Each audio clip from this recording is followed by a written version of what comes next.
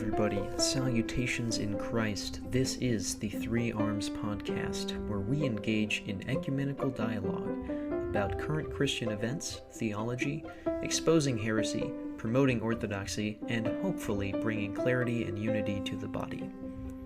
We are happy to have you all as listeners. Keep us in your prayers and enjoy the episode.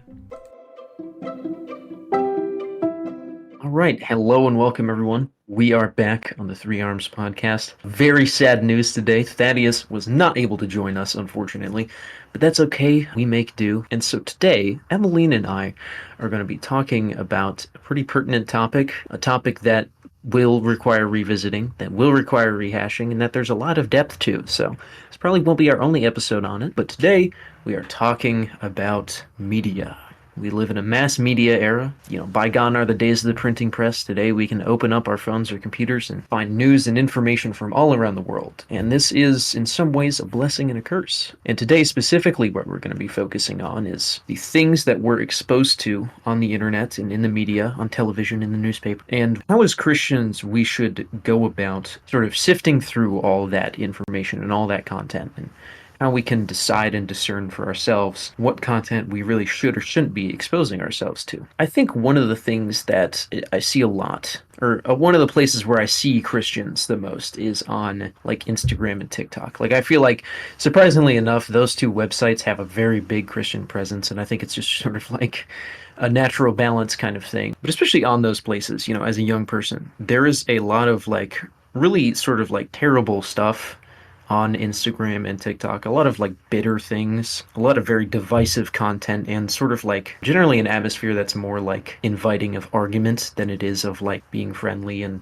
having good discussions. And it's funny because it strayed so far from what it originally was supposed to be, which was just a place where you could connect with people over the internet. But I think that's a perfect example of like a way in which media can negatively affect us, because now this place that, some of us may be invested in has become a sort of a cesspool of hatred between men. I don't know if you, Evelyne, have had any other, because do you run a TikTok account? I can't remember. I'm not on TikTok, so I don't know. Yeah, I do. I have definitely come across some very, very strange things on TikTok lives, especially with Christians. I'm not going to name names with this one, but there's definitely a very, very big Christian TikToker right now who does these lives in which he debates atheists, and those conversations, I have to say, are very disheartening to listen to, as they come from a place, I think, of mostly arrogance and stuff like that. Within comment sections, I think I've seen mostly positivity, but part of that is just because of the way I interact with social media. Like, if I see negative things, I just choose not to interact with them, because it's like, I have better things to do with my day. Overall, I stay on a side of TikTok that's very, like, positive overall. I avoid certain Christian TikTok, mostly just because of how weird it gets. I don't have the patience for it. I see that stuff on Reddit if I want to see it at all. I think that's generally sort of a good policy, is like a lot of times, I mean, you can look at sort of these weird like debate sections of the internet and be sort of sucked into it, even though it is something that's sort of like not appealing, right? Or like, that gives negative emotion, but you can just get sucked into it, because I think as Americans, we a little bit have this urge to like argue with people. And this is just me, but like I feel like Americans have a little bit of like a cultural arrogance thing, where we a little bit like just believe we're right and we can't not be right, and so we have to argue about it. And that's not to say that we're immune to having our minds changed, but it definitely leads to a lot of unnecessary argument. I think one thing to look out for when sort of like perusing the internet as a Christian is this environment that I'm inserting myself into full of people who I know are willing to be civil with me and who are not going to frustrate me and lead me to say uncharitable things or to think uncharitable things about. And that's twofold, right? You don't want to put yourself in a situation in which people are going to be uncharitable to you, because it's not good for them and it's not good for you. No one likes to be cursed, and no one likes to have mean things said to them, right? I don't think that's a thing anyone enjoys. The other side of that is you don't want to put yourself in a situation in which you can lose your own patience, because I see that a lot with Christians on the internet. Even in conversation with other Christians, I see, Catholics yelling at Protestants, Protestants yelling at Catholics, Orthodox yelling at both yelling at the Orthodox, and just sending all these like just terrible names at each other, and it's just really bad. But I think the problem is it's very easy to get sucked into that, even if it like looks like sort of like a bad thing from the outside. You can just get drawn into it so easily. So I think your policy of just sort of like not putting yourself in these negative spheres from the get-go, I think that's a great thing to do, and I think that's something that Christians should stick to on the internet, and generally everyone. If you are a Christian on the internet, I would advise doing that. Another thing I wanted to talk about was music, Uh-oh. because radios became a popular household item in America in like the 30s. And we have an old one from the 90s. Now that the radio is spread everywhere, and then even past that, we have internet technology, right? So we're not relying on CDs anymore to listen to music. I'd say like 90% of the music that people listen to is digital music. And I don't mean like electronic music like Daft Punk. Like I mean like music that's on the internet or otherwise downloaded in a digital form. Much like the sort of discussion forum bit we just touched on, the advent of the internet has made all of this content like universally available, right? Especially on Instagram and on TikTok and on social media websites and on the radio. You hear so many different, genres and types of music and so many different artists, which is wonderful. It's a beautiful thing because there's so much to discover and there's so many ways that you can broaden your taste. But that also means that all of the terrible music and all of the music that is bad for your soul is everywhere. In my opinion, I think what music you listen to is easier to control than who you interact with in the internet and what other kinds of content you see. I think what a lot of people do, and this isn't necessarily a bad thing, but this is something that I've observed. And I don't think it's entirely a good thing either. I think it's well ordered, but it's a bit strange in my opinion. So, for reference, I am a Catholic. Catholics don't really have like precise rules when it comes to what sort of music you can or cannot listen to. The church holds that music is supposed to lift the spirits or otherwise just sound good, and that music that promotes terrible things and illicit behavior, and any music that promotes sin generally, is not kosher, so to speak, and you shouldn't listen to it.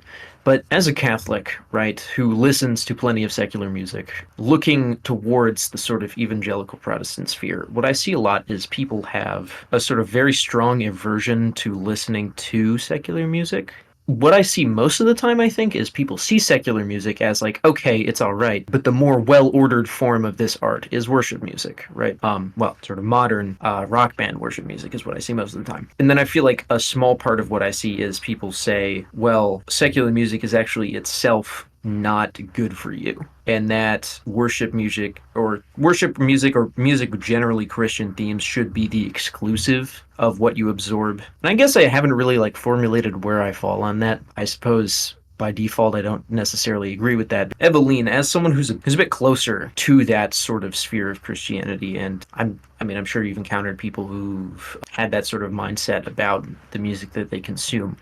What do you see there? I mean, do you think what I've said about that is accurate? Because that's just from what I've seen, admittedly on the internet and in some personal interactions. I don't have statistics to say this many Christians think that you should only listen to worship music. Do you think there's validity to what they're saying? Because I think there is. I'm going to go a bit of a roundabout way in explaining this. So I'm going to take it back to like when you and I were both in Dubai, it would have been around this time. I ran in a number of circles actually that were mostly evangelical Protestant. And I do remember there being conversations among us during that time about going on fasts from secular music. And then there were some people who actually tried to cut secular music out completely. I think the motivation behind this was that the secular world is so wild. The only way we can deal with this is by going the entirely opposite way. The problem I find with this, right, with like especially the evangelical Protestant music sector, is that like when you look into a lot of the lyrics of songs and stuff like that, like it's not even theologically based. It's very loose in its true worship of God in a lot of ways. And Mm. also alongside that, like if you go and look at like a lot of the main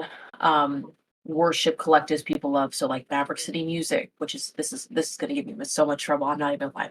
Maverick City Music, Hillsong, Bethel, all of those groups. There's a lot of things that go on behind the scenes that are just not godly at all. I think the intention behind it is good. I just think it's extra biblical in my opinion. I don't necessarily see scriptural instruction not to listen to secular music, but I do think it does matter what secular music you're listening to because you become what you Oh, consume, right? I read an essay last month by not Chesterton, C.S. Lewis. Mm. And it was called "Learning in Wartime," and he talks about a lot of things. If anyone is interested interested in studying liberal arts but having second thoughts about it, read Learning in Wartime by C.S. Lewis. It's going to change your mind. You're going to realize that all you've ever wanted to do was study philosophy and mathematics. One of the things he touches on is that the reason it's important to continue to read and learn and absorb information, that you can't just live your life without it, is because the truth is you are always going to consume literature and books. And the example he uses is books, is that you're not in your life, you're not simply going to read, you're not simply not going to read books.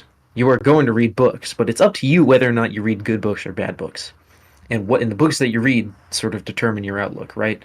And I think it's the same way. Like, unless you're, I mean, I can't think of a single culture, honestly, that doesn't have music. No matter pretty much where you are in the Western world, you're going to hear music, you're going to listen to music, and it's up to you.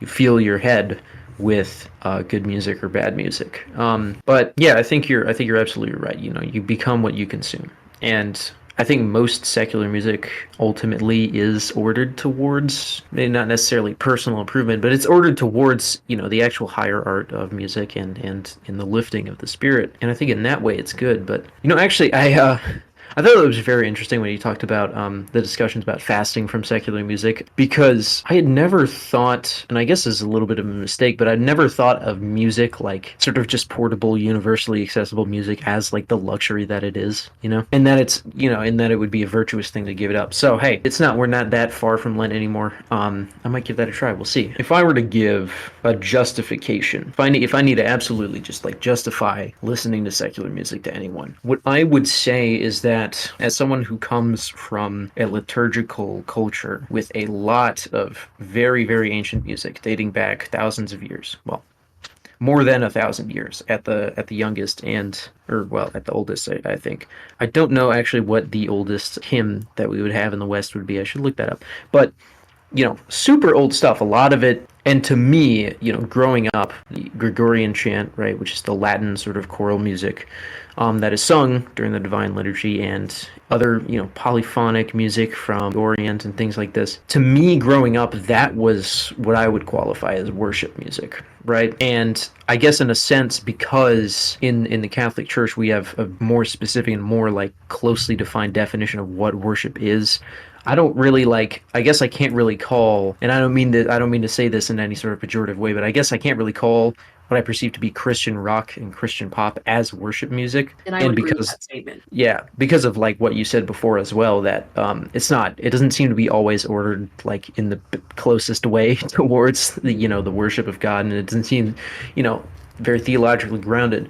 I guess what I would say, and I don't mean this as like a rhetorical question, it's a genuine question, which I think justifies my point, is that, well, why do we have to be confined to this very sort of specific genre of Christian rock and pop that only emerged 30, 40 years ago, right? To what extent is it necessary that we enclose ourselves to that genre when there's so much other, not to say it's not beautiful, but there's so much other, beautiful worship music from centuries and millennia before. I would agree with you. And I think what's so interesting about what you said is I was listening to a conversation on another podcast with Elisa Childers and the leader of a rock band, Christian rock band. I'm blanking on the name right now. And they were talking about Christian contemporary music, because that's what majority of like this mainstream Christian music we hear is at CCM. And they were talking about how a lot of that sort of rose out of a desire to just create a space for there to be expression of Christian ideals and Christian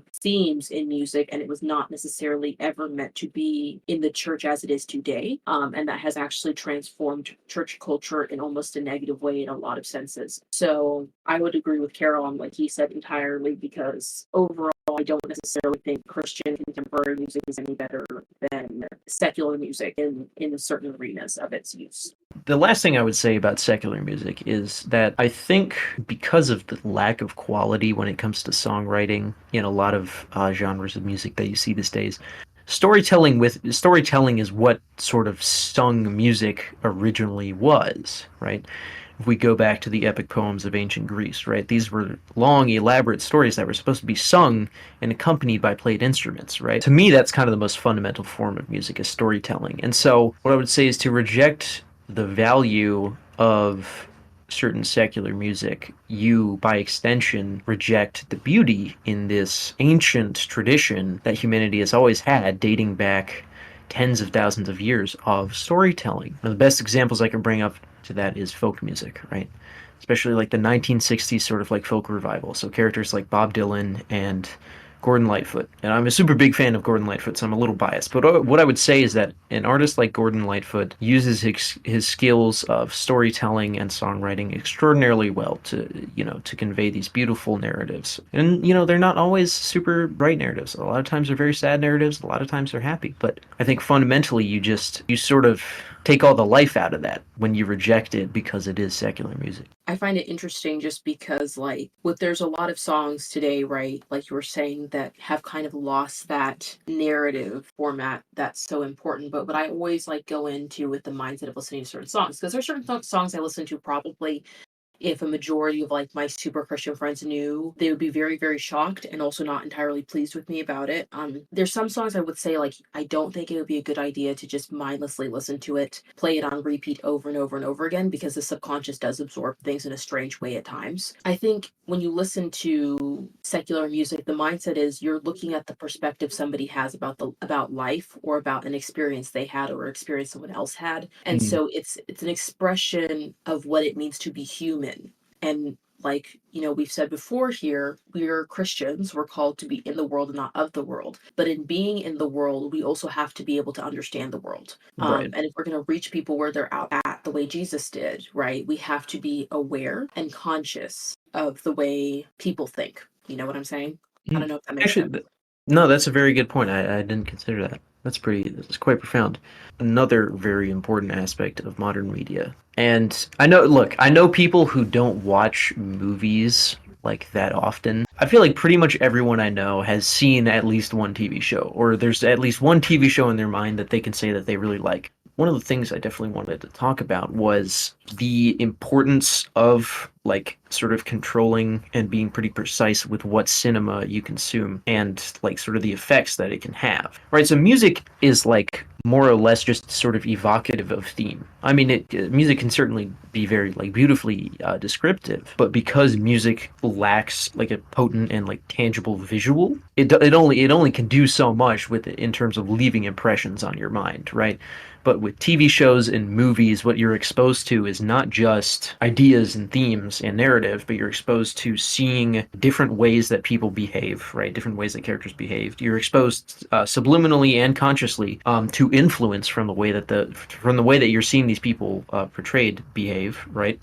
And you're exposed directly to the content that you see, whether it's violent content, whether it's wholesome content, or whether it's very depressing content. Any of that stuff you're being exposed to in a very direct fashion, and it can have a lot of impacts on you. And one of the things that I declined to mention with the music, and that I think I should mention now, is that some people consider that certain types of movies and certain types of music are an avenue for sort of negative supernatural forces to enter your life. I don't think that's entirely wrong. I think you should be the sort of the person who gives us the perspective on that. And then because I have a couple things to say about it, but I want to make sure people have sort of an understanding of where that's coming from. And I want to hear what you have to think about that. Right. So I think the majority of that sort of mindset, like who I think of when I think about that sort of narrative, is more of the Pentecostal arena of the Protestant faith. I hear it from them, or charismatics.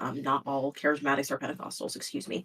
But generally, I think the idea is sometimes it's based in this, I won't say always, but sometimes it's based in this understanding that there are individuals within Hollywood who have intentions to basically make us all into Satanists or make us all devil worshippers. Now, what I will say with this is I have met people who I truly do believe them when they say this, who will say they have had experiences with supernatural demonic forces due to exposure to secular content that was not godly. I specifically think of one incident someone told me about with the Lil Nas X music video. Of course, that had very explicit imagery in general, and then it had some very, Right. very clear references to Satan, satanic things, which is also interesting because now Lil Nas X is claiming he's become a Christian.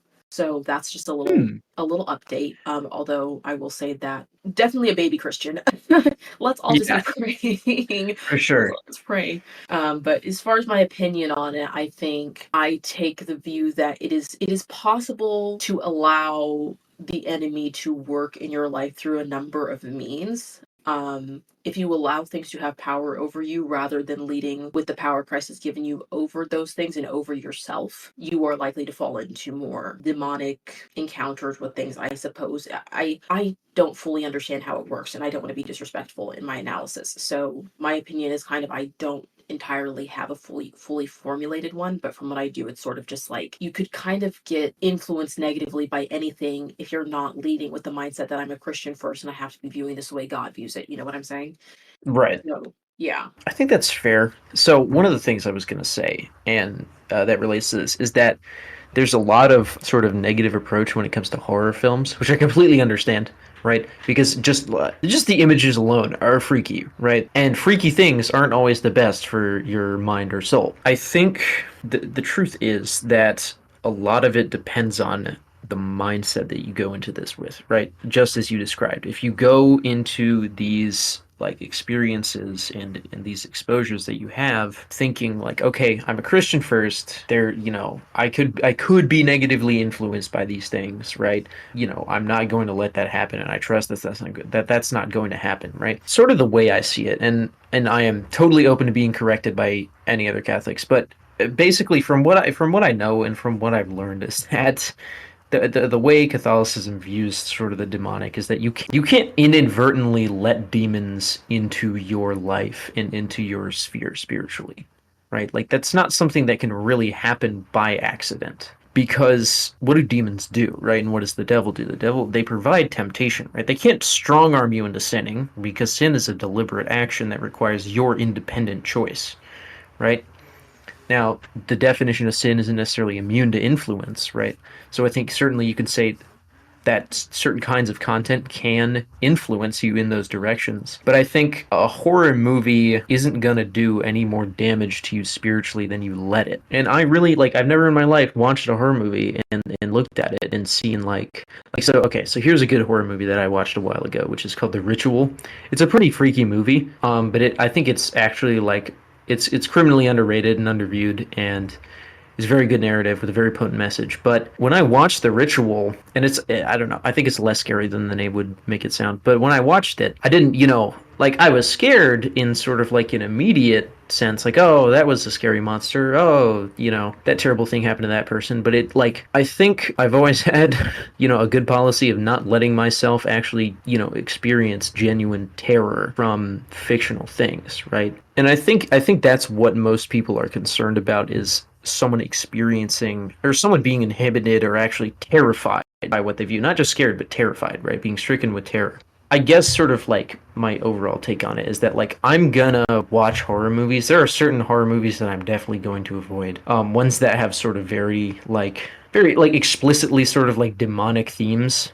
I think I go the same way with TV shows, but at the end of the day, movies that are just sort of scary or sort of just meant to thrill you, I don't see those as inherently evil things. But I think if you want to avoid those things, right, that's fine. But what I would say is that it's perhaps somewhat irresponsible to let the fear of those things and let sort of the fear of the demonic like sort of dictate how you operate. Because I think that's a bad thing. Because I'm not an exorcist. I don't really know with a lot of precision what I'm talking about when it comes to this, and so I'm open to correction, but it's kind of like demons can't really force you to do anything. People get attacked by demons sometimes, especially saints, but you're only going to invite the demonic into your life through sin and through adopting sinfulness and through leaving yourself impressionable to sinful behavior. And that's bad. But I think that's something that's very avoidable if you have the right tools and the right mindset. I think mindset is very important, as you mentioned. Yeah, I think when it comes to like consuming movies and TV shows, I think it also comes back down to like the spiritual maturity thing. Because I think there's some people who, for them, it would be a stumbling block. because they just have a personality, or God has made them in such a way that they're sensitive to certain things that the rest of us just aren't sensitive to. Personally, I can't watch horror movies. It's not for me. The few times I have ever interacted with content that was horror related, it was somewhat traumatizing for me, and that partially may just be because of how young I was. But personally, like, I don't have a huge problem with violence in film and movies. I don't get really freaked out by that stuff. I can sit through certain movie content that makes other people squirm, because for me, for whatever reason, it just doesn't bother me. Yeah, it doesn't do anything like for me, but I have friends who are like really, really sensitive. Like, I have friends who can't watch the Hunger Game movies because it's too bloody for them. And I'm like, Hmm. oh, is there something wrong with me? Like, am I just, I mean, am I just not sensitive to that? I can't watch the Hunger Games movies because I don't find them terribly entertaining. But yeah, I think a lot of it is that I think it's sort of sensitivity, and I think at the end of the day, right? If you avoid watching horror movies as a Christian because they genuinely like put you in a state of dis-ease, and they generally are displeasurable to you, then that's great. You know, I think it's wonderful. You know what content you like and what content is not good for you, and that you're avoiding the stuff that's not good for you. It's not a universal, right? Some people are going to actually get a lot out of horror films, and not just in terms of like raw enjoyment of like just, you know, the jump scares and the death and things like that. But I think if you watch any film well, you can take away something from it, right? You can learn something from it, and you can grow in an understanding of narrative, right? But Right. if you can't do that with a movie without actually, you know, being freaked out by it, then that's fine. Yeah, because I think like over the summer, obviously that movie Oppenheimer came out. I went and saw Barbie, and then I saw Oppenheimer on the same day. I bent to the social pressures of Instagram and took that advice and went and saw it, but I did it in the wrong order. And I saw a lot of criticism online from Christians about both movies, which I was very, very confused about, because some Christians were arguing we shouldn't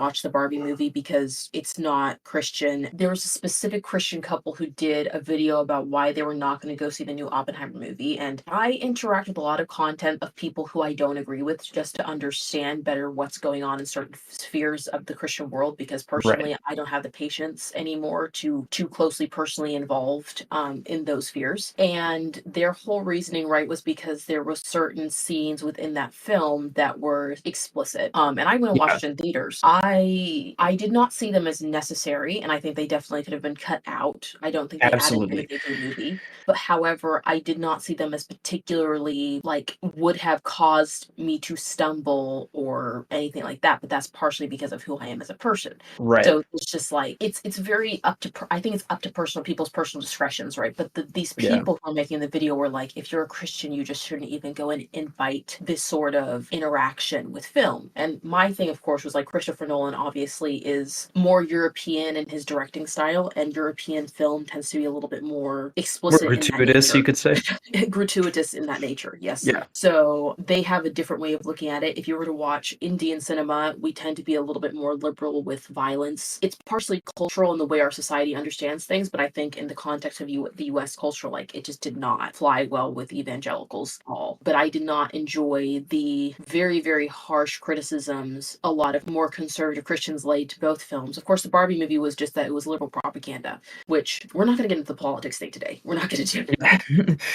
But But yeah, I think, you know, I think that's fair. I think one of the things you can say with Oppenheimer, which is sort of like the attitude I had, is that like whether or not you enjoy this film is, and whether or not you enjoy any film that has good aspects and then maybe a few bad aspects, is going to come down to what you're willing to overlook. I mean, those scenes, yeah, were just like, you know, gratuitous and not narrative based, right? But if you're just willing to sort of like ignore that content and ignore that, like, you know, cinematic depravity, then what you actually end up with is a very gripping narrative, you know, an actual historical narrative, right? That affected deeply the fate of the world and of our country. yeah. And so I guess that's the takeaway is, right, know your own limits with content that you consume with music and television and film. Know what you can and cannot handle, and know what you're willing to overlook for the sake of listening to music or for the sake of a cinematic experience. And more than anything, you know, stay in your prayers. If you encounter something that's bad, you know, pray. Pray for protection. Pray for aid and wisdom. My family was always one where we really discussed everything that we saw and like consumed, because we're just kind of those types of people. But I think for some people, they just sort of absorb things without thinking through it, which is curious to me, because I think that's one of the reasons I don't have a problem consuming a lot of things and watching a lot of things and listening to a lot of things, because I always sort of dissect what it is exactly I'm absorbing. But yeah, I think one of the best ways you can consume media as a Christian is to do so analytically and with the awareness that, and even if it is a Christian thing, right? Because there's so many like Christian movies and Christian songs and Christian TV shows that add things in that really aren't Christian at all. Like, this is going to sound strange, but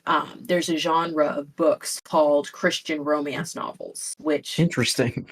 I've never heard of that. I'm assuming our male viewers are not going to know a lot about this genre. Some of my Christian girls, y'all know what I'm talking about. I went through a phase of reading a lot of them, and a lot of them were pretty good, but I remember coming across this one. Oh my gosh. I didn't read it. It was just like, you're scrolling through your Kindle and new books you can buy sort of thing. And the literal description of this book was about a Christian woman who was a Bible study leader who had an affair and was pregnant with the man who she had an affair with baby, but ends up meeting this Christian guy. And so somehow it ends up with this redemption, like a love story type of thing. But of course, the whole What? premise already was like sin and depravity and someone who should clearly not be in leadership, at least by Christian standards, which again, that'll be controversial. I don't know. I don't want to be opening that can of worms today either. Even if something has the label of Christian on it, it can be very questionable in its premise, if that makes sense. Right. It's like not, as we see it with people, we see it with music, we see it with movies, we see it with books, as you mentioned. Not everything that says Christian is always going to be good. Because when it comes to people, at least, when it comes to individuals, not everything that says Christian is always going to be good. Because every Christian, at some point in their lives, has made mistakes, right? Has sinned. And most of us will continue to sin until we're dead. The point is that so long as people are producing things, bad things are going to be produced. And sometimes good things are going to have bad labels, and sometimes bad things are going to have good labels. And it all depends. What you get exposed to depends on whether or not you are willing to have the prudence to sort through carefully and to really be intentful with what you expose yourself to. And I think that's kind of the bottom line there. Unless there was anything else, we've run over our time slot by quite a bit. Hey, Yeah. people like content, and I think we discussed a lot of very important things. So, actually, would you like to lead us in the closing prayer? Yes, I would. Lord, now let us, thou thy servant, depart in peace according to thy word. For mine eyes have seen thy salvation, which thou hast prepared before the face of all people, a light to enlighten the Gentiles, and the glory of thy people Israel. Amen. Amen. Thank you, everybody, for listening. So glad to have had you. Check us out on YouTube, Spotify. Check out our Instagram page. Be sure to share us with all of your friends and family, and we will see you guys on the next episode. See you later.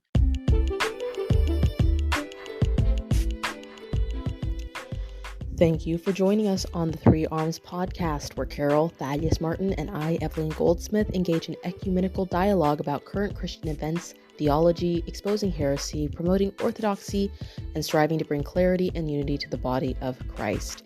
We thank you all for listening to us today and encourage our listeners to continue to join us on this journey. If you have enjoyed our discussions and would like to see us grow, please consider sharing this podcast with your friends and family.